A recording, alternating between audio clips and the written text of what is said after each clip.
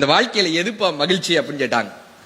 4 வயசுல எந்திரிச்சு நின்னோனா வெற்றி, 10 வயசுல வெளியே போயிட்டு திரும்பி வந்தோம்னா வெற்றி, 15 வயதுல நல்லா படிச்சா வெற்றி, 18 வயதுல ஒரு வாக்காளர் உரிமமோ நமக்கான ஒரு டிரைவிங் லைசன்ஸும் கிடைச்சிருச்சுன்னா 18 வயதுல வெற்றி, 25 வயசுல கையில ஒரு டிகிரியும் வேலையும் கிடைச்சிருச்சுன்னா வெற்றி, 30 வயசுல பொண்ணு கிடைச்சிருச்சுன்னா வெற்றி.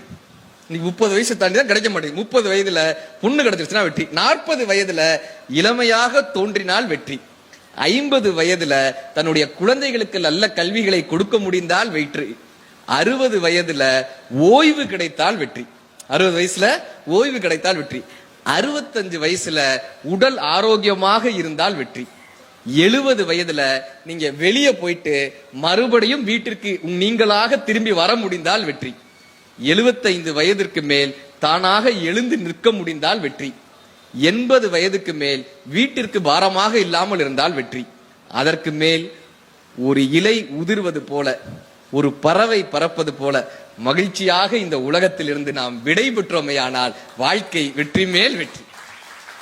வெற்றி பெறுவதால் வாழ்க்கையில் மகிழ்ச்சியாக இருப்பதில்லை, மகிழ்ச்சியாக இருப்பதுதான் இந்த வாழ்க்கையினுடைய வெற்றி.